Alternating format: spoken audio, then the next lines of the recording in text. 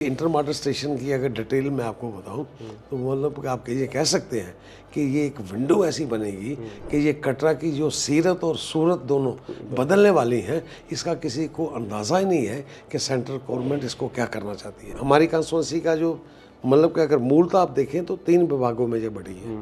एक बमाग है, एक कटरा, एक धनसर का ब्लॉक है। सबसे बैकवर्ड जो इलाका है मेरा विभाग का है, और ये विभाग के इलाके की सुध लेना एमएलए बनने के बाद और उसकी डेवलपमेंट की बात करनी, ये मेरी सबसे बड़ी प्राथमिकता रहेगी। और मैं भागीदार भाइयों को भी कहना चाहता हूँ, मैनिफेस्टो में आने का मतलब है कि आपका मसले को एड्रेस करना है। तो मुझे अगर आप विधायक बनाते हैं और यहाँ की पक्का 100% सरकार भारतीय जनता पार्टी की बननी है, तो मैं आपको यकीन देना चाहता हूँ कि आने वाली पहली विधानसभा में जब भी ये मतलब कि बनेगी तो मैं आपका बिल लेके आऊँगा। विपक्ष में जो मेरे खिलाफ जो इलेक्शन लड़ रहे हैं ना, जब श्री माता वैष्णो देवी की बात को हमने कहा कि यहाँ की विधानसभा होनी चाहिए, वही लोग इलेक्शन लड़ रहे हैं जो कहते थे कि नहीं होनी चाहिए विधानसभा श्री माता वैष्णो देवी की। नमस्कार। 10 साल के बाद जम्मू कश्मीर में विधानसभा चुनाव हो रहे हैं और ये किसी महोत्सव से कम नहीं है। लोगों की बात की जाए तो वो भी उत्साहित हैं और उम्मीदवार जो हैं वो भी उत्साहित हैं। और आज जहां हमारा आना हुआ है, ये एक बहुत ही बड़ा पवित्र स्थान हमारे देश में माना जाता है और लाखों करोड़ों जो श्रद्धालु हैं हर वर्ष यहाँ पर आते हैं, माथा टेकते हैं। जो भी उनकी मनोकामनाएं होती हैं वो यहाँ लेकर वो ज़रूर आते हैं और वो पूरी भी होती है। मैं बात कर रहा हूँ श्री माता वैष्णो देवी स्थान की, और इसी कॉन्स्टिट्यूंसी की बात की जाए श्री माता वैष्णो देवी कॉन्स्टिट्यूंसी की, तो यहीं के जो उम्मीदवार हैं बीजेपी की तरफ से बलदेव राज शर्मा जी, आज उन्हीं से हमारी मुलाकात हो रही है। सर बहुत बहुत स्वागत है आपका। सर थोड़ा यहीं, क्योंकि इस स्थान को तो पूरा भारतवर्ष जानता है, सिर्फ भारतवर्ष नहीं बाहर से भी ऐसे लोग हैं जो जानते हैं कि ये कटरा स्थान किस वजह से प्रचलित है, माँ वैष्णो देवी का यहाँ पर स्थान है। कुछ अपने स्थान के बारे में बताइएगा।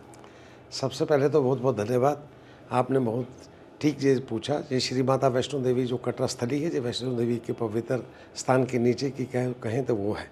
सबसे तो बड़ी बात इस बात की है कि ये श्री माता वैष्णो देवी के नाम की यहाँ पे हमें विधानसभा मिली है, और विधानसभा जो मिली है वो इस तरह पे मिली है कि कश्मीर वादी में इसी की तरह की 3 विधानसभाएं थी। एक तो चराय शरीफ थी, एक ईदगाह थी, एक हजरतबल थी। मैं तो धन्यवाद देना चाहता हूँ सेंट्रल सरकार को खास तौर पे, और डिलिमिटेशन कमीशन को, जिन्होंने डिलिमिटेशन कमीशन होने के बाद जो हमारी बात थी, जो हमारा सुझाव था कि श्री माता वैष्णो देवी के नाम पे हमें विधानसभा मिले। जो श्राइन हमारी ये 2nd हाईएस्ट श्राइन है ये दुनिया में, ये हमारे हिंदुस्तान में। तो मैं धन्यवाद भी देना चाहता हूँ कि ये हमें श्री माता वैष्णो देवी के नाम से ये विधानसभा बनी। और जैसे कि आपने कहा कि ये इसकी महत्व बहुत है। महत्व इस बात से है कि ये तो गर्व की बात तो हमारे लिए तो है ही है, कटरावासियों के लिए। कटरावासियों के अलावा ये मैं कह सकता हूँ कि हमारी पूरे स्टेट के लिए भी गर्व की बात है।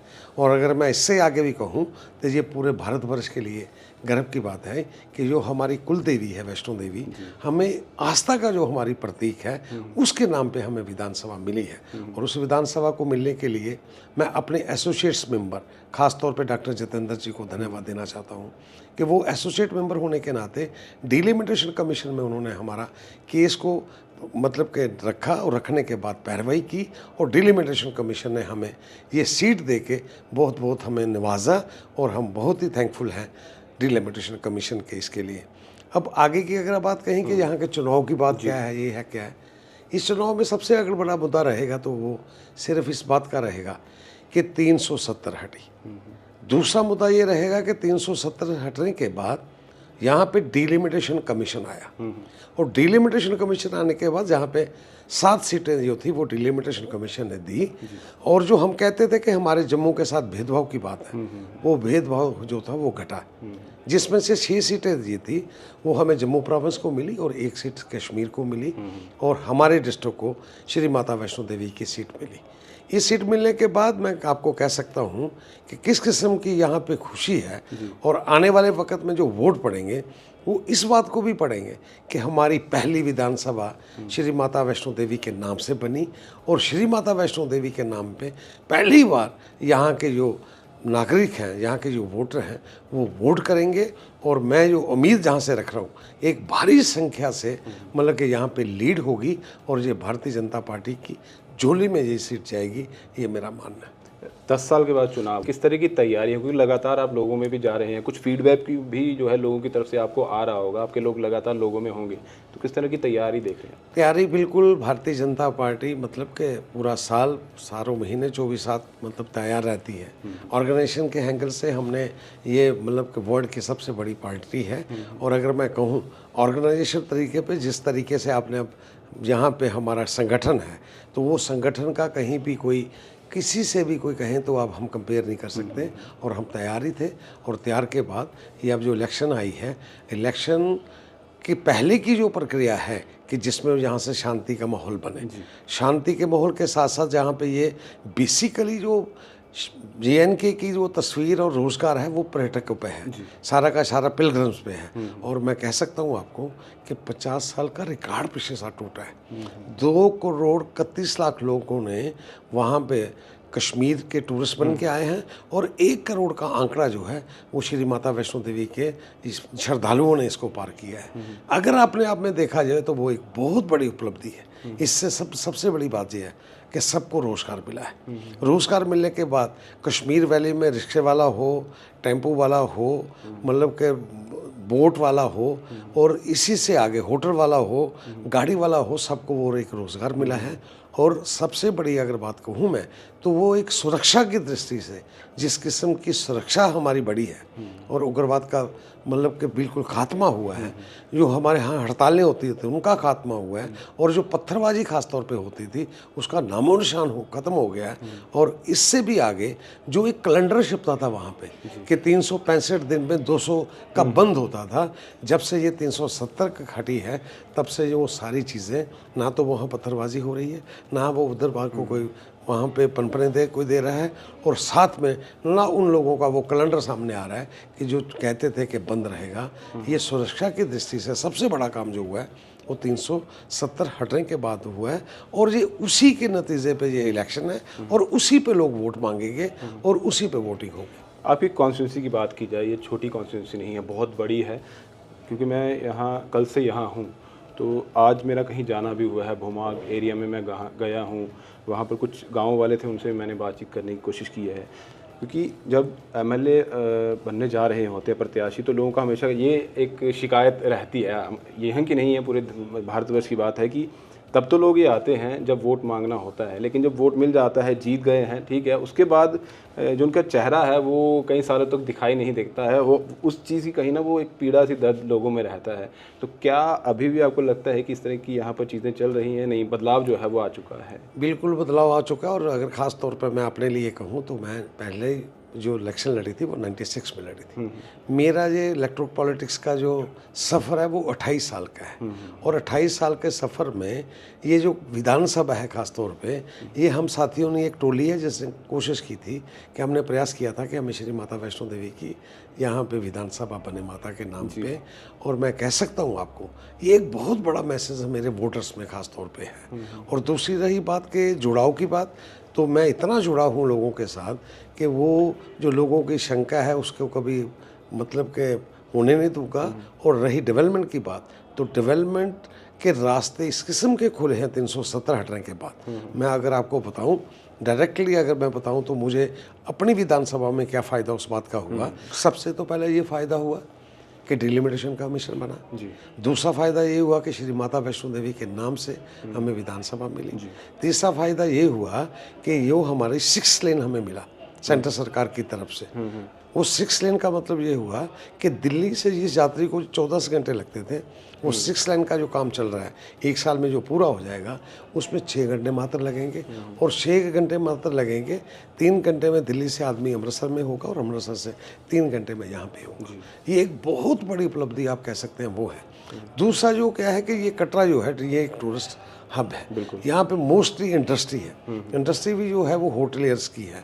और उनके लिए एक सेंटर सरकार ने एक पैकेज दिया है स्टेट को, 28,000 करोड़ रुपए का पैकेज दिया है, जिसमें आपको अगर मैं थोड़ा सा डिटेल आपको बताऊं तो उसमें एक पैकेज में सबसे बड़ी बात क्या है कि वो इंटरेस्ट सब्सिडी है।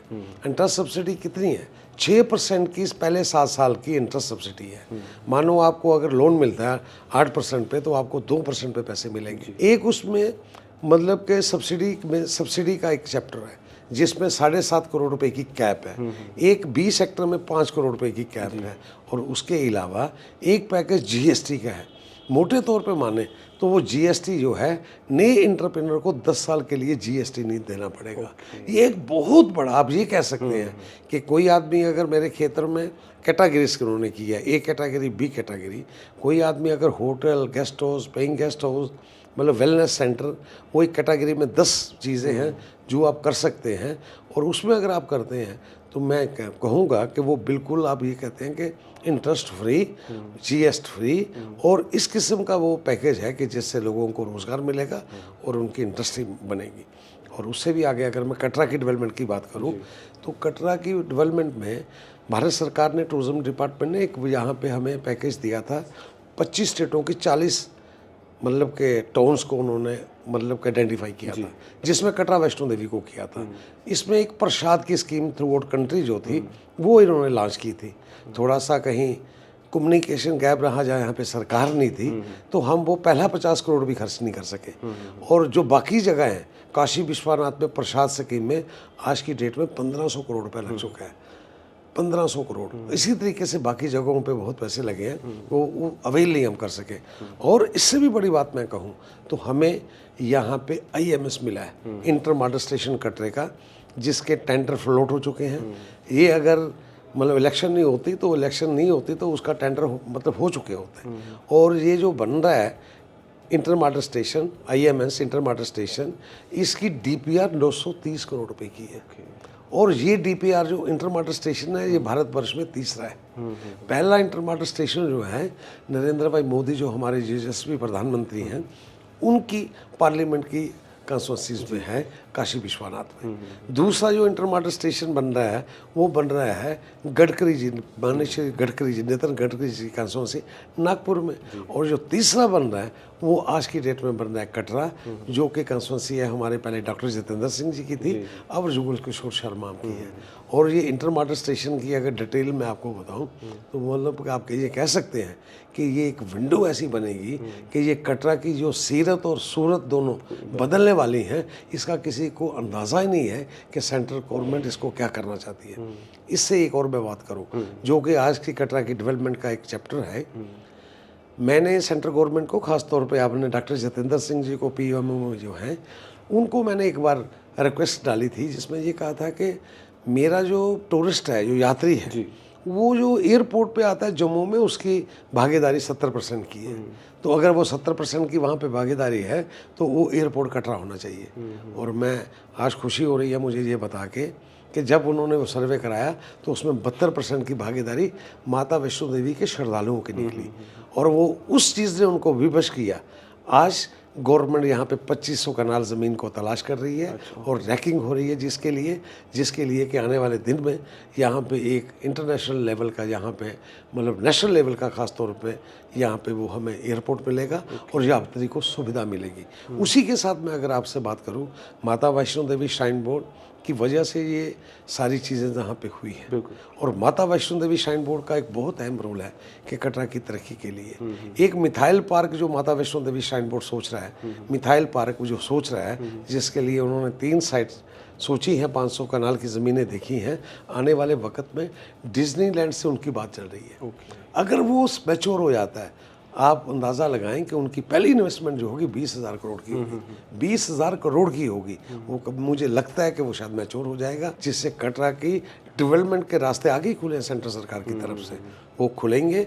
और मैं अपने आप को बड़ा भाग्यशाली समझता हूँ।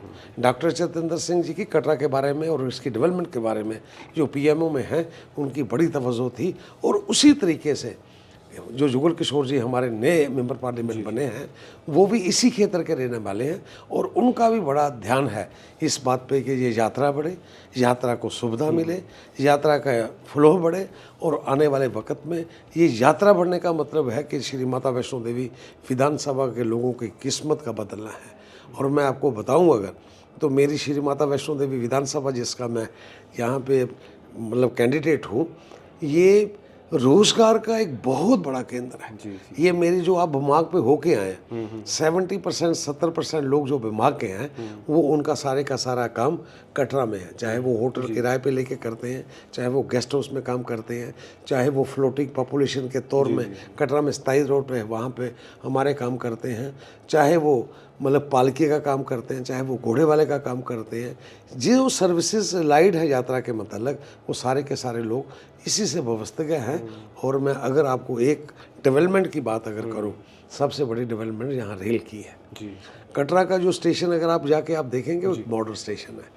और कटरा ही नहीं, जो हमारी रेल का सपना था कि श्रीनगर तक जाए, वो काम 2 महीने लगे 3 महीने लगे, वो होने वाला है। और उसमें एक अगर कहें कि एक मतलब कि वहाँ पे सबसे बड़ी बात जो है कि मेरी विधानसभा में एक तरफ वो कौड़ी ब्रिज है, जो कौड़ी ब्रिज सिंबल है, वो एक मतलब कि रेलवे का, वो इसी विधानसभा का एक सिंबल है। और मुझे बड़ा हर्ष होता है इस बात के लिए कि मोदी जी की मन की बात और बाकी जब भी कोई इवेंट होता है तो वो वहाँ पे उसका जिक्र होता है। तो ये आने वाले वक्त में यहाँ पे 2 वंदे भारत आती हैं, आप अंदाज़ा लगाइए। और एक वंदे भारत कल जब कश्मीर खुलेगा तो एक वंदे भारत यहाँ से जाएगी। और आप इस बात का मैं अगर आपको विश्लेषण करूँ तो कल कश्मीर का जो सफ़र है कटरा तक का, ये सारे का सारा ट्रेन जब खुलेगी तो ये सारे का सारा 3 घंटे का है, जहाँ हमें 14 घंटे लगते थे। और अगर बाई रोड की अगर बात करें, जो गडकरी जी ने काम किया है, सेंट्रल सरकार ने किया है, ये एक नेटवर्क के माध्यम से श्रीनगर से कटरा जुड़ता है। जी, जी। उस कटरा से जुड़ के अब मतलब कि शिवखोड़ी जुड़ता है। तो उसी के आगे अगर मैं कहूँ तो गोवर्धन पर्वत की जैसी परिक्रमा है, जो हमने उसका काम शुरू करके रखा है कि परिक्रमा जो यात्री यहाँ पे आते हैं, जैसे कि वो फिर पर्वत की त्रिकुटा पर्वत की परिक्रमा करें। और परिक्रमा का काम माता वैष्णो देवी श्राइन बोर्ड के वो एक्ट के मुताबिक उनको करना चाहिए। वो हमने उनको रिक्वेस्ट डाली थी, वो गवर्नर महोदय ने उसको बात को मान लिया है, परिक्रमा को ओन किया है। और परिक्रमा के साथ साथ हमने ये कहा था कि एक परिक्रमा माता वैष्णो देवी की 7 बहनें हैं, उनके 7 मंदिर वहाँ पे होने चाहिए। वो 108 किलोमीटर का सफ़र बनता है, उसमें उन्होंने प्रैक्टिकली बांध लिया है। और मांगने के बाद माता वैष्णो देवी श्राइन बोर्ड ने उस पर शुरू काम कर दिया है। और मेरा ये मानना है कि आने वाले दिनों में कटरा का और ख़ास तौर पे विभाग का काम, यहाँ पे यात्री का स्टे वो बढ़े। वो शिवखोड़ी की वजह से भी बढ़ रहा है। शिवखोड़ी में आप अंदाज़ा लगाइए, 1 करोड़ की अगर यात्रा यहाँ है तो 30 लाख की वहाँ है। कभी वो शुरू जब हुई थी वो हज़ारों में शुरू हुई थी। और मैं सोच रहा हूँ आने वाले वक्त में ये कम से कम साल के 10 लोग परिक्रमा अगर करें तो उसमें जो विभाग है हमारी कॉन्स्टिट्यूंसी का, जो मतलब कि अगर मूलतः आप देखें तो 3 विभागों में ये बढ़ी है। एक विभाग है, एक कटरा, एक धनसर का ब्लॉक है। सबसे बैकवर्ड जो इलाका है मेरा विभाग का है। और ये विभाग के इलाके की सुध लेना MLA बनने के बाद और उसकी डेवलपमेंट की बात करनी, ये मेरी सबसे बड़ी मतलब के प्राथमिकता रहेगी। बहुत सारी चीज़ें आपने वैसे ही बता दी, क्योंकि मैनिफेस्टो तो वैसे ही सामने आ चुका है, लोगों तक है, लेकिन ये चीज़ें मैनिफेस्टो में नहीं रहती कि जो ऑलरेडी प्लान है, जिनका DPR बन रहा है, जिनकी चीज़ें चल रही हैं और कितना करोड़ों में जो है पैसा वो इसी आपके स्थान पर लगने वाला है। यानी कि सीधे तौर पर कहा जाए तो यहाँ एक तो बहुत बड़ा एक हब जो है वो टूरिज्म का बनेगा।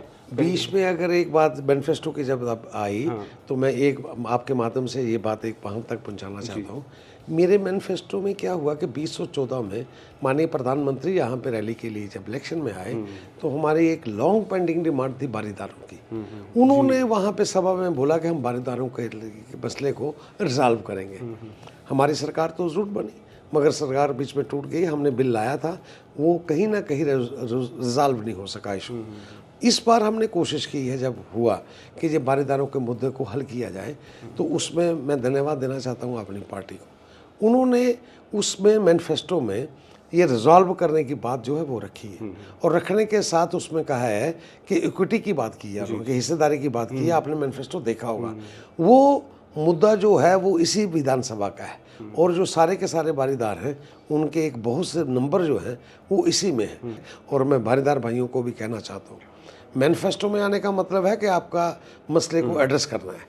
तो मुझे अगर आप विधायक बनाते हैं और यहाँ की पक्का 100% सरकार भारतीय जनता पार्टी की बननी है, तो मैं आपको यकीन देना चाहता हूँ कि आने वाली पहली विधानसभा में जब भी ये मतलब कि बनेगी तो मैं आपका बिल लेके आऊँगा। ये मेरा आपसे वायदा है। मेरे सवालों से पहले ही आपका जवाब आ जाता है, क्योंकि मैं जब यहाँ पर घूम रहा था कुछ ये सवाल भी मेरे लोगों ने कहा था कि अगर आप जा रहे हैं उनसे बात करेंगे तो ये सवाल ज़रूर पूछिएगा कि हमारे लिए क्या सोच रहे हैं आप लोग, कि कहाँ आप हम लोगों को अब जो हमारा हक है क्या अभी मिलेगा, या हम इसी तरह से जो है अपने हक के लिए तरसते रहेंगे। तो हालांकि आपने जवाब दे ही दिया है कि ये चीज़ें होने वाली हैं।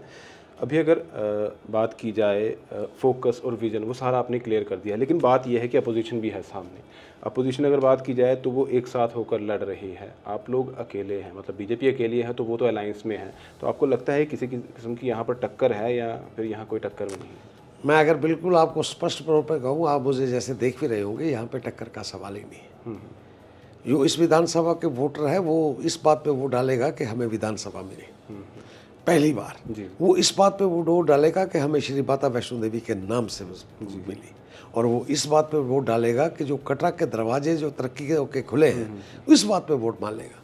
उस पर चाहे वो 6 लेन की बात हो, उस पर चाहे IMS की बात हो, उसमें चाहे परिक्रमा की बात हो, ये इन बातों पे, ये डेवलपमेंट से जुड़ी हुई हैं इन पे। उस पर चाहे वो रेल लिंक की बात हो कि कश्मीर से लेके और कटरा वैष्णो देवी तक वंदे भारत कब चलेगी, इन बातों पे फोकस रहेगा। रही दूसरी बात, मैं अगर आपको थोड़ा सा हट के बताऊं तो पार्लियामेंट की इलेक्शन अभी 2 महीने 3 महीने हुए हैं, तो वोट शेयर जो हमारा था वो 67% था बीजेपी का, 67%, और उनका जो था वो 30% के 33%, जिसमें सब लोग जुड़े थे। और मैं आपको दावे के साथ कहता हूं कि हमारा जो वोट शेयर इस वक्त होगा वो 80% होगा। सिर्फ इस बात के लिए कि विधानसभा हमें पहली बार मिली है और श्री माता वैष्णो देवी के नाम पे ये वोट जो इस पे बढ़ना है, ये बहुत महत्व रखने वाली सीट है। और उस महत्व को देखते हुए आप अंदाज़ा लगाइए, प्रधानमंत्री जी इस मतलब कि विधानसभा से अपना सेकंड फेज को कैंपेन को चालू कर रहे हैं। और उसके भी आगे अगर मैं बात करूं तो इस कैंपेन को लॉन्च करने से पहले वो मुझे जो लग रहा है, जो प्रोग्राम अब आ रहा है, वो वैष्णो देवी जाके पहले वहाँ से आशीर्वाद प्राप्त कर रहे हैं। ये कितनी बड़ी बात है मेरे वोटर्स के लिए, ये कितनी बड़ी बात है कि प्राइम मिनिस्टर यहाँ पे रोड शो कटरा में कर रहे हैं। ये इससे आगे हमें कुछ चाहिए नहीं। और जो लोग हैं हमारे बड़े मतलब कि जागरूक हैं, और वोटर बड़ा समझदार है। ये चल कहेंगे मगर करेंगे कुछ नहीं, करेंगे वही प्रधानमंत्री का विजन को वोट देंगे, ये सेंटर सरकार की नीतियों को वोट देंगे, जो मतलब कि नीचे से नीचे लोगों तक जो सेंटर सरकार पहुंची है, खास तौर पे आयुष्मान कार्ड के जरिए, ये उसको वोट मिलेगा। जो हर घर पे जल और नल की बात है, उसको वोट मिलेगा। जो हर घर को पावर की बात, बिजली की बात है, उस घर को वोट मिलेगा। जो कोविड के बाद फ्री राशन की बात है, उस बात को वोट मिलेगा। और सबसे बड़ी बात कि सुरक्षा की दृष्टि से, कि सुरक्षा हमारी JNU में ठीक रहे, हमें सुरक्षा से जहाँ रह पाए, और मिलिटेंसी को कर्ब जो जिस तरीके से इन्होंने किया है, उस बात पे ये वोट पड़ेगा। ये बड़ी सीधी सी बात है, किसी के साथ कोई मुकाबला नहीं। मेरा एक सवाल ये है, वो आप पर है कि आप देना चाहते हैं या नहीं देना चाहते, उसका जवाब। फर्स्ट फेज़ के इलेक्शन जो थे, वोटिंग थी, वो आज कंप्लीट हो गई। वहाँ पर किश्तवाड़ में शायद आई डोंट नो कि आपको पता चला है नहीं चला है कि वहाँ पर जो इंसिडेंट हुआ है किश्तवाड़ में, जब पोलिंग के दौरान, जब बीजेपी की ही कैंडिडेट वहाँ पर थी किश्तवाड़ में, शगुन परिहार, तो वो जब गई थी वहाँ पर, उन्होंने अपनी तरफ से देखा जहाँ पोलिंग स्टेशन था, तो वहाँ पर कुछ उनकी तरफ से कहा गया है कि धांधली हुई है, कि जो भी वहाँ पर वोटिंग करने के लिए आ रहे हैं उनका जो है पर्ची या उनका कार्ड चेक नहीं किया जा रहा है, उनको भेज दिया जा रहा है। तो इस तरह से कुछ हुआ, देन वो मीडिया में भी आया है, उस पर काफ़ी ज़्यादा हो हल्ला हुआ है, कुछ हाथापाई भी चीज़ें सामने आई हैं। तो उस पर शायद आपने देखा है कि नहीं देखा? नहीं, मैंने तो नहीं देखा। अच्छा। मगर मैं आपको यहाँ से निश्चित तौर पे आपको बता देता हूँ, डिस्ट्रिक्ट एडमिनिस्ट्रेशन जो यहाँ की है, रियासी ज़िले की, बड़ी जागरूक है, बड़े एक्टिव लोग हैं। चाहे वो पुलिस डिपार्टमेंट के पुलिस कप्तान हो, चाहे यहाँ के DM हो, और चाहे जहाँ के AROs हो। और उनकी मतलब कि हमने पार्लियामेंट की इलेक्शन में देखा है, हमारा ज़िला पार्लियामेंट की इलेक्शन में भी वोटिंग के लिहाज से नंबर 1 वोटिंग में था। और मैं अगर आपको कहूँ तो श्री माता वैष्णो देवी की जो कॉन्स्टिट्यूंसी है, विधानसभा है, ये पार्लियामेंट की वोटिंग में 80.2 की मतलब यहाँ पे हाईएस्ट वोटिंग हुई है, हाईएस्ट वोटिंग। उस लिहाज से जो यहाँ का ज़िला है, स्थानीय जो अरेंजमेंट्स हैं वो बड़े आला किस्म के इलेक्शन कमीशन की तरफ से किए हैं, यहाँ के मतलब के कलेक्टर की तरफ से किए हैं, यहाँ के पुलिस कप्तान की तरफ से किए हैं। मुझे पूरा भरोसा है कि यहाँ पे बहुत ही शानदार तरीके से, बड़ी ईमानदारी से सारे अफसर भी काम करेंगे, और वोटिंग भी बड़े प्यार से और बड़ी ईमानदारी से होगी। देखिए, अपोजिशन की तरफ से एक नैरेटिव चलाया जा रहा है उनकी तरफ से ये कहा जा रहा है कि चलिए 10 साल तक कोई लोकल सरकार तो नहीं थी, लेकिन सेंटर की सरकार यहाँ पर चीज़ें देख रही थी, तो सेंटर की सरकार की तरफ से यहाँ के युवाओं के लिए, यहाँ के लोगों के लिए वो फैसिलिटीज़ नहीं दी गई जो उनको चाहिए थी। तो अब ये किस तरह से लोगों के पास जाकर ये कह रहे हैं कि हमें वोट दीजिए तो अगले 5 साल में हम बहुत विकास या बहुत सारी चीज़ें करेंगे, आप किस तरह से? पार्लियामेंट अगर ये कहेगी नहीं तो लोगों के पास जाएगी कैसे? जो विकास हुआ है वो सामने दिखता है। जो ये मतलब कि कह सकता हूँ कि बेनिफिशरी तक, खास तौर पे गरीब आदमी तक जो सरकार पहुंची है, मेरे गांव में आप जाइए, ये आज की वो पहली भारतीय जनता पार्टी नहीं रही, ये भारतीय जनता पार्टी गरीब लोगों के घर तक पहुंची है।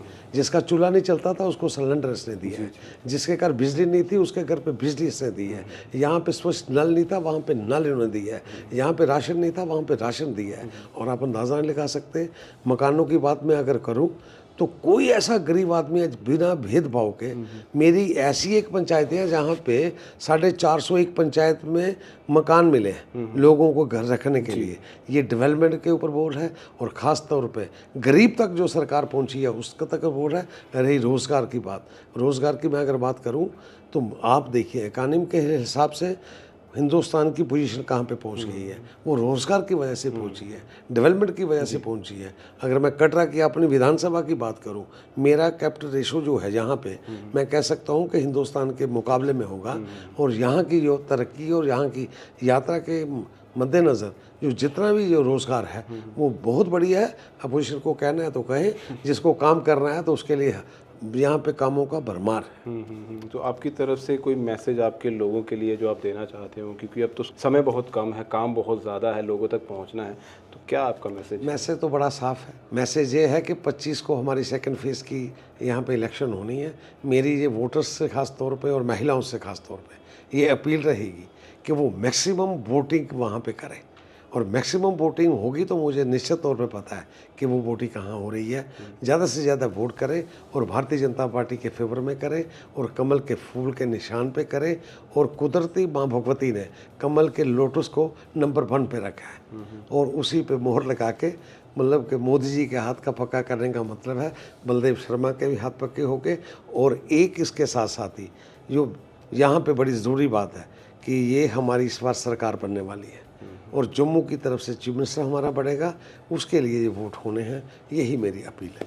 और एक उन लोगों के लिए जवाब जो कुछ ऐसा प्रोपेगेंडा, कुछ ऐसी चीज़ें करते हैं कि आप लोगों को दबाने के लिए कुछ अपने ऐसे नैरेटिव चलाते हैं, उनके लिए कोई आपकी तरफ से जवाब जो चाहते हैं कि ना ये लोग आने नहीं चाहिए, चाहे हमारा कुछ जो हम चलाएं जो झूठ हो या कुछ हो, उस तरीके से वो चलना चाहिए? लोग बड़े खबरदार हैं, आप अंदाज़ा नहीं लगा सकते। आज मेरे विपक्ष में जो मेरे खिलाफ जो इलेक्शन लड़ रहे हैं ना, जब श्री माता वैष्णो देवी की बात को हमने कहा कि यहाँ की विधानसभा होनी चाहिए, वही लोग इलेक्शन लड़ रहे हैं जो कहते थे कि नहीं होनी चाहिए विधानसभा श्री माता वैष्णो देवी की। और उनका तर्क क्या था, मन की पाप क्या था, वो ये था कि बलदेव शर्मा ने कहा है कि बननी चाहिए विधानसभा तो इसको फ़ायदा हो जाएगा, तो उन्होंने कहा नहीं बननी चाहिए, बस तर्क यही था उनका। आप अंदाज़ा लगाइए, मुझे अगर कोई भी आदमी जहाँ से इलेक्शन लड़ने वाला हो, अगर कटरा के नाम पे श्री माता वैष्णो देवी की सीट बन रही हो, तो कोई आदमी अगर उसकी विरोध में खड़ा हो जाए तो वो तो उन्होंने तो यहाँ तक कहा है कि भाई ये तो डिलिमिटेशन कमीशन की पावर बलदेव शर्मा के पास कहाँ से आ गई। तो वो हमें फेथ इस बात का था कि हमें सीट इसलिए मननी है कि हमारा पक्ष ठीक था कि अगर चराय शरीफ के नाम पे हो सकती है तो वैष्णो देवी के नाम पे क्यों ना हो। तो इसलिए वही लोग इलेक्शन लड़ रहे हैं और उनको सबक मिल जाएगा वोटों के जरिए। बाकी माँ का आशीर्वाद तो है। माँ का आशीर्वाद आप समझिए ना, कितना घूम फिर के आया है। हमें विधानसभा मिली जी, विधानसभा मिलने के बाद बात कितना बड़ा आशीर्वाद है कि मोदी जी ने ये फैसला किया कि मैं कटरा वैष्णो देवी से जाके यहाँ से प्रचार शुरू करूँ। ये आशीर्वाद से कम कहाँ है। और फिर उन्होंने ये कहा कि मैं पहले वहाँ पे माथा टेक के दर्शन करके तो फिर वहाँ पे लोगों से बात करूँ। ये सारी चीज़ें वही हैं जिसका मुझे लगता है कि भगवती जो चाह रही है वैसे वैसे सब कुछ हो रहा है। चलिए, शुक्रिया सर हमें अपना समय देने के लिए। बहुत बहुत धन्यवाद। और साफ तौर पर मैंने पहले शुरुआत में ही आपसे कहा कि लोगों में भी हम जा रहे हैं, उनसे बातचीत कर रहे हैं, क्या उनका मानना है, क्या उनके जहन में है, क्या वो चाहते हैं। और उन प्रत्याशियों से भी बात हो रही है कि क्या विज़न उनका है अपने लोगों को लेकर। तो यहाँ पर बलदेव जी ने अपना पूरा विज़न बताया है, क्या फोकस है, क्या सारी चीज़ें हैं, क्या डेवलपमेंट होने वाली है। ख़ासकर इस कॉन्स्टिट्यूंसी की बात की जाए, इस एरिया की बात की है तो अप टू द लेवल है। शायद इस तरह की डेवलपमेंट पूरे जम्मू कश्मीर में जिस तरह से इन्होंने प्लान बनाया है, शायद वो ऐसा प्लान मतलब किसी और से तो इस तरह से शेयर नहीं हुआ है, लेकिन उन्होंने जिस तरह से बताया है तो पूरे भारत में ये अलग ही यहाँ पर जो चीज़ें हैं वो देखने को मिलेगी। फ़िलहाल मैं यही कहना चाहूँगा कि वोट आपने डालना है, फ्यूचर आपने अपना तय करना है कि आप किसकी सरकार चाहते हैं। तो वोट आपका है तो फ्यूचर भी आप ही का होगा। नमस्कार।